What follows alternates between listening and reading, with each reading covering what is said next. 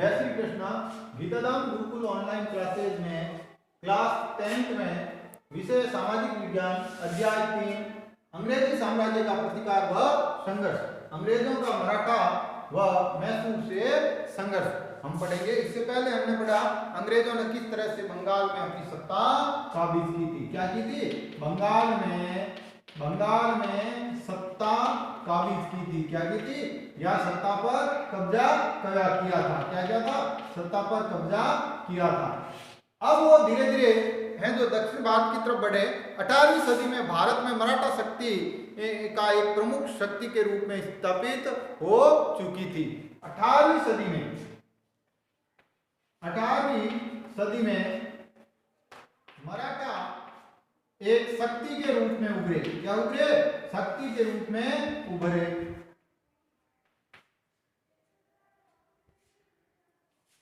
जनवरी 1761 के पानीपत के युद्ध के बाद मराठों की शक्ति कमजोर हो गई और 14 जनवरी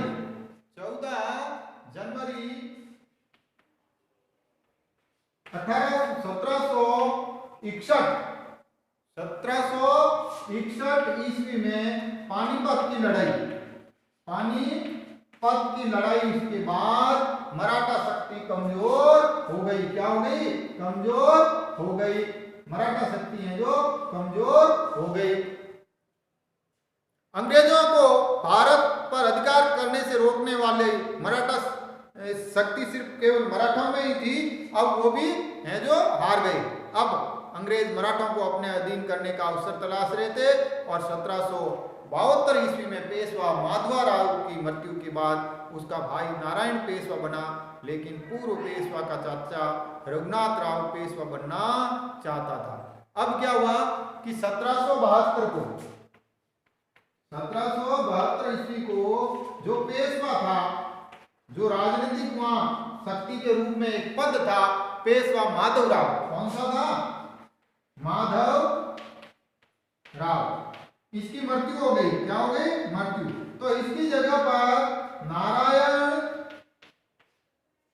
नारायण पेशवा बनना चाहता था। क्या बनना चाहता था? पेशवा बनना चाहता था। लेकिन उसी के साथ उसका चाचा रघुनाथ भी पेशवा बनना चाहते थे। क्या चाहते थे? पेशवा बनना चाहते थे। यहीं से अंग्रेजों को मौका मिल गया फूट डालने का। क्या हो गया? फूट डालने का मौका मिल गया। और अंग्रेजों और रघुनाथ के मध्य 6 मार्च 1775 को एक संधि हुई। किस किस के मध्य? अंग्रेज और रघुनाथ के मध्य एक संधि हुई, जिसको हम है जो सूरत की संधि कहते हैं। क्या कहते हैं?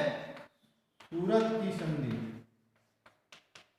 सूरत में जो संधि हुई, यहीं से उन्होंने फूट डाला और अंग्रेजों ने माधव रघुनाथ को पेशवा बनने में मदद की और पेशवा अंग्रेजों को बैसिन, सालसेट व सूरत की लगान का आधा भाग देना।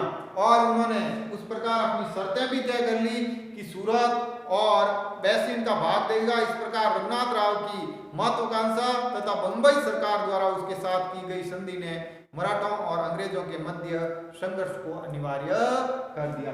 साथ ही एक संघर्ष भी पैदा हो गया। क्या हो गया? संघर्ष भी पैदा हो गया अंग्रेजों और मराठाओं के बीच में। क्यों? क्योंकि नारायण दास को भी ये बना। और प्रथम आंग्ल मराठा युद्ध। अब हम पढ़ेंगे प्रथम आंग्ल मराठा युद्ध।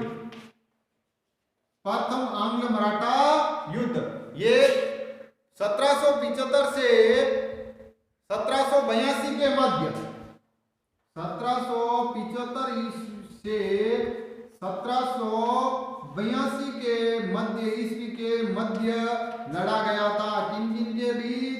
अंग्रेजों और मराठों के बीच ये युद्ध लड़ा गया।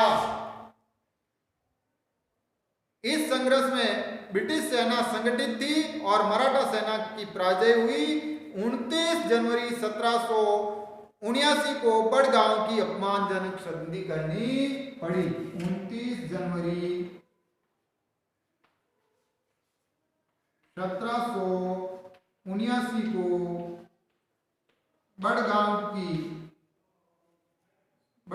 की संधि हुई, अपमानजनक।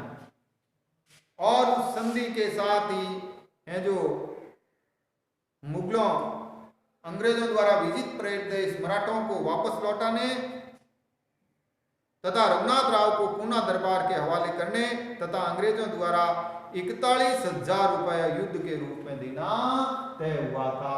ये प्रथम मराठा अंग्रेज युद्ध हुआ। दूसरा है द्वितीय आंग्ल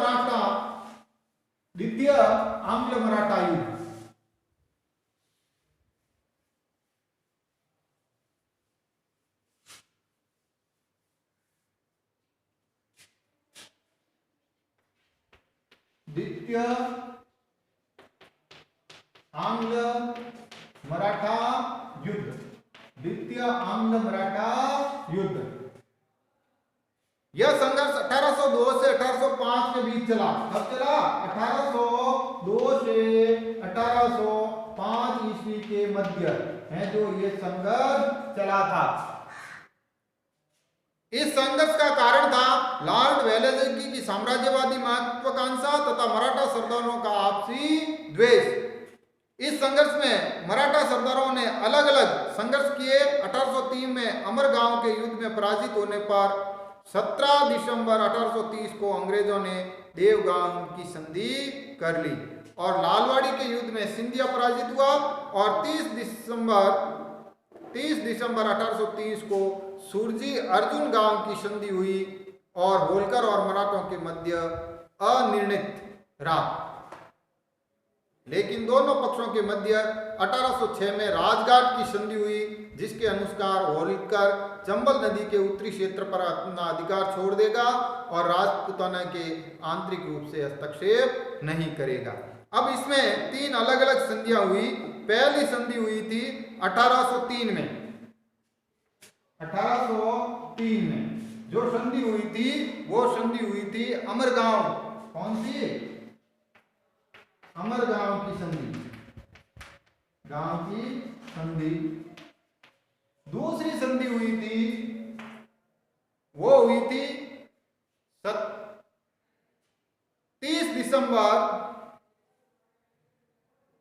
दूसरी संधि हुई 17 दिसंबर 1803 को देवगांव की। कौन सी हुई? वो भी देवगांव की संधि। और तीसरी संधि हुई 1830 में सुरजी अर्जुन गांव की।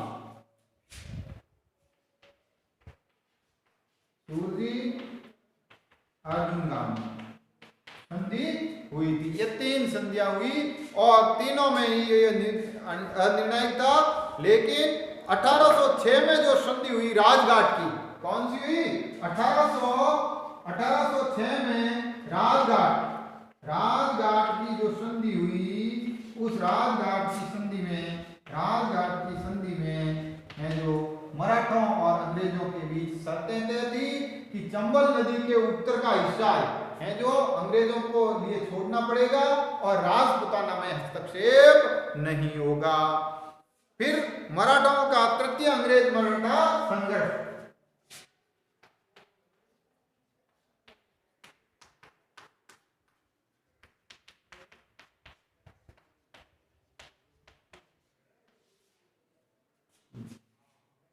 तृतीय मराठा अंग्रेज संघर्ष।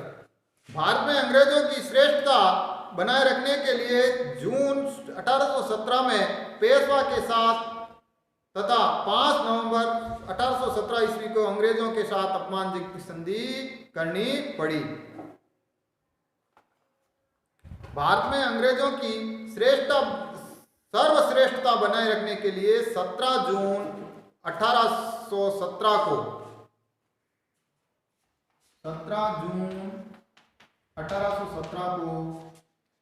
पेशवा के साथ और 5 नवंबर 1817 को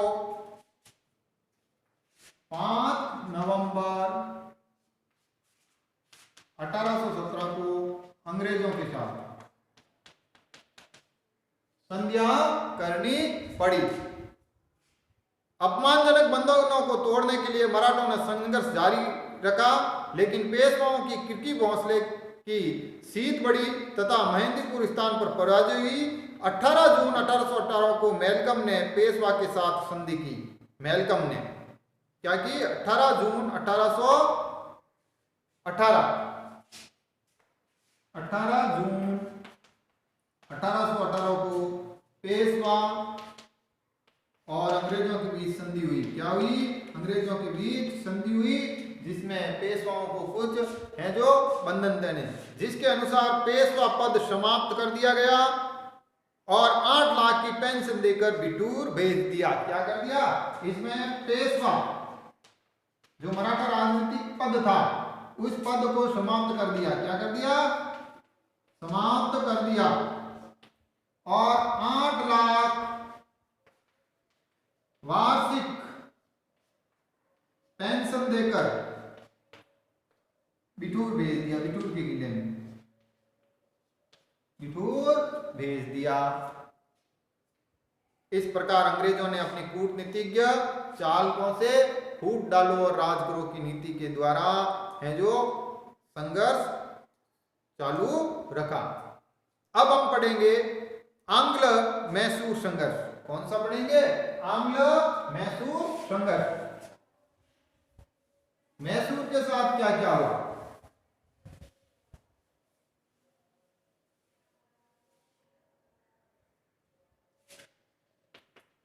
आंग्ल मैसूर संघर्ष। आंग्ल मैसूर संघर्ष।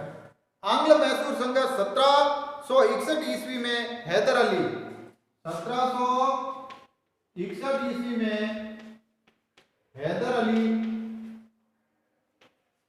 मैसूर का शासक था कि राजा नंदान से सत्ता छीन ली और सर्वस्वरा बन गया। और 1761 ईस्वी में मैसूर में 61 में मैसूर के राजा की मृत्यु के बाद अपने को शासक घोषित कर दिया। अंग्रेजों की महत्वाकांक्षा ने हैदर अली को उस पद से हटाना चाहा था। अंग्रेजों की महत्वाकांक्षा ने हैदर अली को अपने पद से हटाना चाहा था।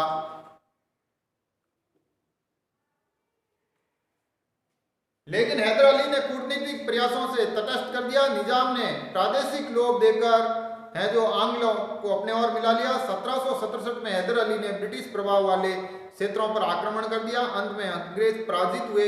लाचार अंग्रेज हैदर अली के साथ 4 अप्रैल 1769 को मद्रास की संधि करनी पड़ी और उन्हें वापस प्रदेश लौटाना पड़ा। हैदर अली 4 अप्रैल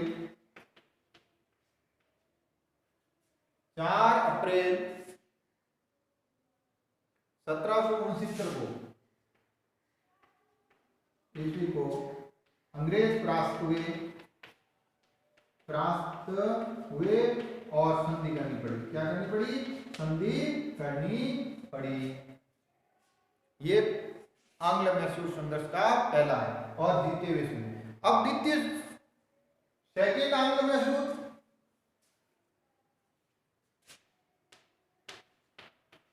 द्वितीय आंग्ल मैसूर संघर्ष। दूसरा आंग्ल मैसूर संघर्ष क्या था? अंग्रेज प्रथम हार का बदला लेना चाहते थे और वे हैदर अली को अंग्रेजों से गुंटूर पर अधिकार से नाराज थे। अतः हैदर ने निजाम व मराठों के साथ मिलकर अंग्रेजों के विरुद्ध जुलाई 1780 में युद्ध प्रारंभ कर दिया। हैदर ने पुनः जुलाई 1780 को युद्ध प्रारंभ कर दिया अंग्रेजों के साथ। क्या? अंग्रेजों के साथ। किसने? हैदर और मराठाओं ने मिलकर है जो अंग्रेजों पर युद्ध कर दिया। हैदर अली को सफलता मिल रही थी, लेकिन 7 दिसंबर 1752 को हैदर की मृत्यु हो गई। हैदर अली को सफलता मिल रही थी। क्या कर रही थी? सफलता मिल रही थी, लेकिन हैदर की मृत्यु हो गई। क्या हो गई? मृत्यु हो गई। वो स्वाभाविक मृत्यु थी और वो मृत्यु 7 दिसंबर 1782, 7 दिसंबर 1782 ईस्वी को। कब हो गई? 82 ईस्वी को उसकी मृत्यु हो गई। उसकी जगह उसका पुत्र, हैदर की जगह हैदर का पुत्र टीपू सुल्तान, कौन? टीपू सुल्तान शासक बना। क्या बना? शासक बना। टीपू सुल्तान है जो शासक बना। टीपू ने एक युद्ध, लगातार युद्ध जारी रखा, लेकिन दोनों पक्षों युद्ध से परेशान होकर 1784 में मैंगलोर की संधि कर ली और एक दूसरे के प्रदेश वापस कर दिए। और इस युद्ध से दोनों परेशान थे, युद्ध की वजह से। तो 1784 में, कब? 1784 में दोनों ने संधि कर ली। कौन सी? मंगलोर की। कौन सी? मंगलोर की। मंगलोर की संधि कर ली। कौन सी कर ली? संधि कर ली। और इस तरह से ये युद्ध भी समाप्त हुआ। इस संधि के तहत दोनों को अपने अपने प्रदेश जो इनके अधिकार क्षेत्र में नहीं थे उनको वापस करना था। तीसरा आंग्ल मैसूर युद्ध। कौन सा? तीसरा आंग्ल मैसूर युद्ध। तृतीय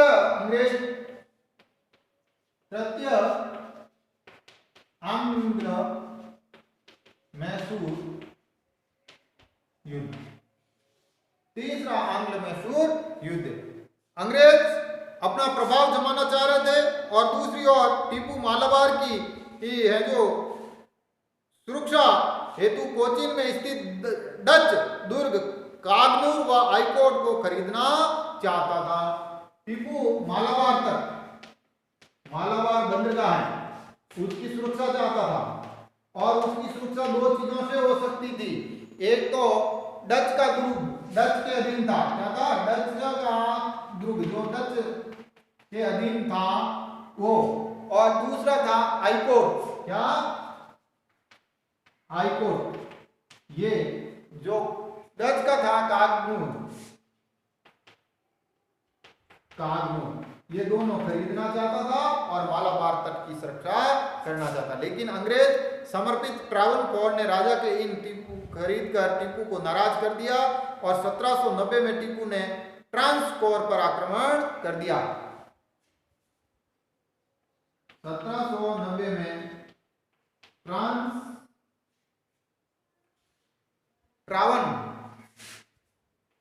ट्रावनकोर पर आक्रमण और यहीं से तृतीय आंग्ल मैसूर युद्ध हुआ। कानविलास ने विशाल सेना के साथ मैसूर पर आक्रमण किया। टीपू ने वीरतापूर्व मुकाबला किया, लेकिन अंत 23 फरवरी 1792 ईस्वी को श्रीरंगपट्ट की संधि करनी पड़ी। दोनों के युद्ध में है जो लगातार युद्ध हुआ और ये युद्ध लंबा चला है जो 2 साल चला। इस युद्ध में है जो टीपू को 23 फरवरी 1792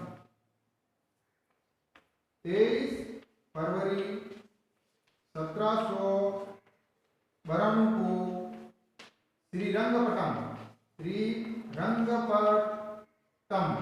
की संधि करनी पड़ी। क्या करनी पड़ी? संधि करनी पड़ी। क्या करनी पड़ी? संधि करनी पड़ी। श्रीरंगपट्टम की संधि करनी पड़ी। इस संधि से मैसूर का आधा भाग चला गया।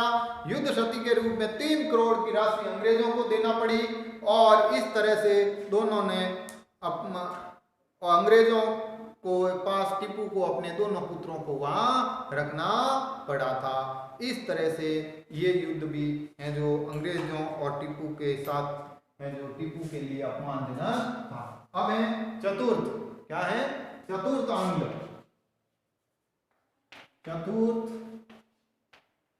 आंग्ल मैसूर युद्ध। दोनों का चौथा युद्ध 1798 में ईस्वी में ईस्ट इंडिया कंपनी का जो गवर्नर बन गए लॉर्ड वेलोजी भारत आया। कौन आया? लॉर्ड वेलोजी एक साम्राज्यवादी गवर्नर जनरल था। उसने निश्चय किया कि टीपू को पूर्णतः समाप्त कर दिया जाए। किसने? लॉर्ड वेलेजी। कौन था? Lord Wellesley.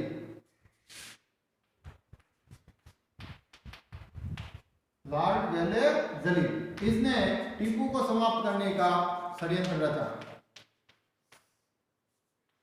समाप्त के लिए है जो इसने है जो अपना मिशन रखा और उसने इस उद्देश्य से पूर्ति के लिए वेलेजी ने साइक संधि का सहारा लिया।